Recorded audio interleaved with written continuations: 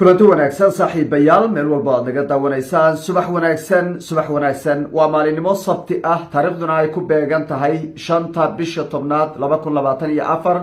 kusoo dhawaada xogihii ugu dambeeyay waxaan muuqaalka ku dul istaagi doonaa xoga xasaasi ah shirki ka socday madasha wadatashiga qaran halka uu ku dambeeyay madaxda maamul goboleedyada qaarkood oo deegaanadoodii ku laabtay madaxweynaha Jubbaland Axmed Maxamed Islaam oo hal qorshe ku dhagan iyo shirar goosgoos ah oo xalayto ay sidistaba jooga ula yeelanayeen madaxda filla Soomaaliya oo kow ka yahay Xasan Sheekh Maxamuud ra'iisul wasaare Xamse golaha wasiirada iyo sidoo kale xubno kaleeto oo ku aragti ah madaxweynaha Xasan Sheekh Maxamuud maamulka SSC Khaatumo oo war ka soo saaray shirkaasi iyo mowqifka ay ka qaateen Puntland iyo go'aanka iyadana ay ka qaadatay shirkaasi iyo waxyaabaha laga filan karo hadal haynta iyo sidoo kaleeto kala qaybsanaanta shirkaasi ee banaanka imaaday iyo sidoo kaleeto waji gabaxa madaxweyne Xasan Sheekh Maxamuud oo shirkaasi kala kulmay iyo dhammaan qorshayaashii filla Soomaaliya oo ku soo dhamaaday natiijo la'aan ayaan dul istaagi doonaa waxaan ka kale eegi doonaa beesha caalamku ma sidaas bay ku fiirsanaysaa shirka oo fashilka ku soo dhamaaday mise waxaa loo gudbin doonaa xirada xalane oo dib baa la iskugu noqon doonaa maxaa xiga maadaama hadda uusan wax natiijo ka soo bixin shirkii saddexda maalin ka socday magaalada Muqdisho qaar ka mid ah madaxda maamul goboleedyaduna ay deegaanadoodii dibba ugu laabteen halka qaar kalena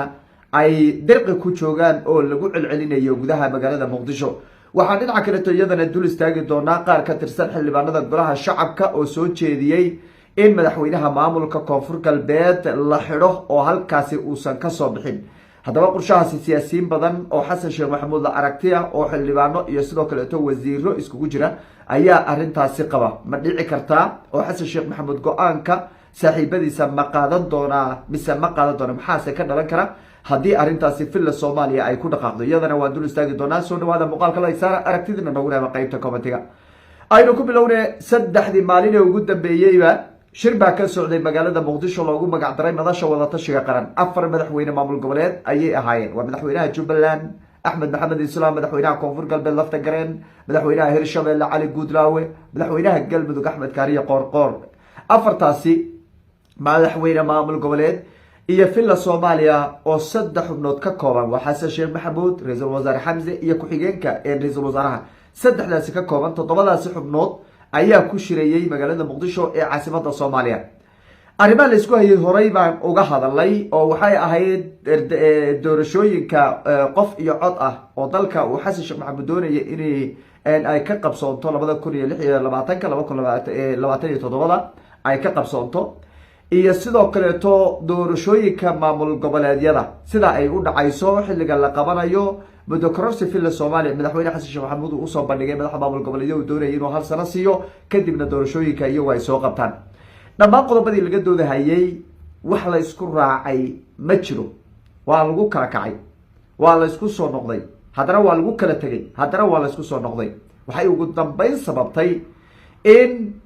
madaxweynaha Hirshabelle ninka la yiraahdo Cali Guudlaawe uu magaalada Jowhar iska aado Axmed Madowna uu yiraahdo aanu shaqaytaan la waan tagayaa ilaa xalay oo dhan la celceliyo la leeyahay u kaadi isug Xamse uu tag adigu la soo madadaali hebel uu tag wasiiro uu taga senator uu taga oo sidii hoygiisi baa noqdayba meel qasri lagu laabto noqday hoygiisi baa la kala kici waayay adoo hadda ma ka soo tagtaa anay ugu celi in la hadlo duqay waliba xaruusano dhafarxumo badan ay ka muuqato maalmahan waad arkayseen isbedel badan baa ka muuqday si kastaba Axmed Maxamed Islaam iyo sidoo kaleeto Lafta Gareen mowqifkii bay wali ku dhagayeen horta doorasho qof iyo cod ah oo Khaatumo iyo Puntland ay ka maqan tahay lagama hadli karay taageen halkaas baa iyadu la isla dhigay ma laga hadli karo baa lidhi doorasho qof iyo cod oo labadaasi maamul ay maqan tahay lagama hadli karo waliba Axmed Madoobe uu cadaysto wuxuu yiri anigu doorasho qof iyo cod damaanadeeda ma qaadi karo deegaanadeeda inay ka dhacayaan doorasho qof iyo cod deegaanadayda inay ka dhacayaan anigu damaanadaas ma qaadi kara buu yiri doorasho dad dalku ha aada buu yiri tripka soo socda doorasho qof iyo cod maba arkibu yaanu maba arkiba waana runtiyo de Kismaayo bas waa istaaba Axmed Maxamed Islaam Kismaayo bas ka taliya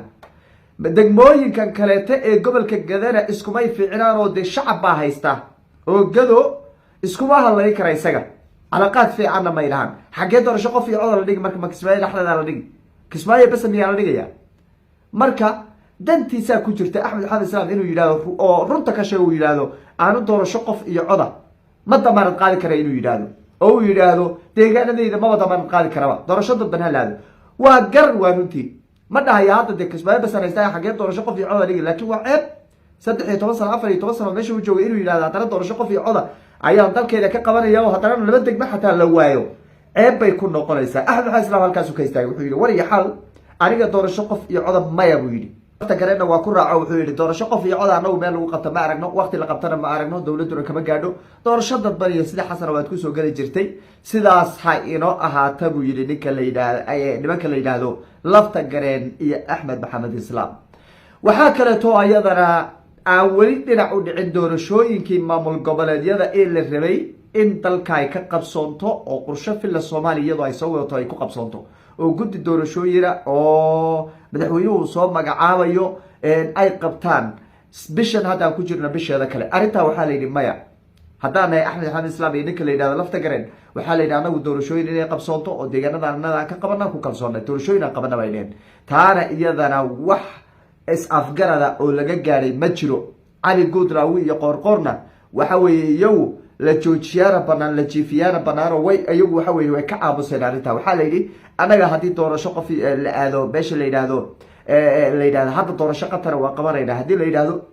muddo kororsi hal sanaa qaatara diyaar baan u nahay waa micnaheedu waa sida ay u eg tahay weye waayahay taasi waa mawqifka nimanka la yidhaahdo maamul goboleedyada shirkaasi ku sugnaa villa soomaaliyana waxay isku dabri jabinaysaa sidii ay uga dhaadhicin lahayd madaxdaasi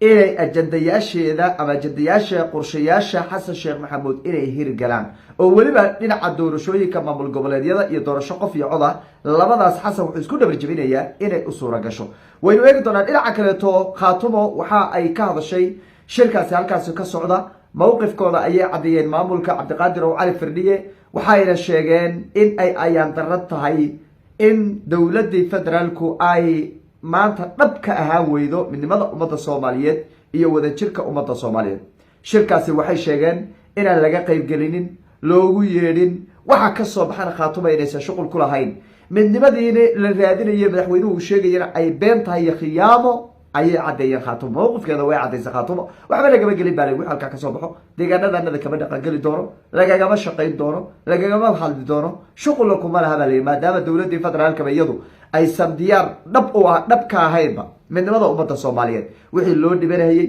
dadkii u rafaaday ummadda laisku soo dugahayay qarashka dowladda qarashuusa kaga bixin haddana dowladii iyadii bay hagardaamaynaysa waxaan soo xasuustay ilaahay ha u naxariistee cali khaliif gallayn ilaahay ha u naxariistee ninkii khaatumaba asaasay oo leh koonfurta weeye meesha ka shaqaynaysa kala tagga ummadda soomaaliyeed koonfurtaa ka shaqaynaysa buyi kala tagga ummadda soomaaliyeed koonfurtaa ka shaqaynaysa buyi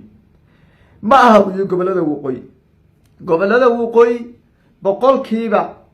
90 wuxuu yidhi waxay diyaar u yihiin in ummadda soomaaliyeed ay isku soo noqoto laakiin koonfurta mas-uuliyiinta jooga ayaa ka shaqaynaya buu yidhi kala tagga bulshada soomaaliyeed xaqiiqadu maanta ayaan anigu farta saaron arkay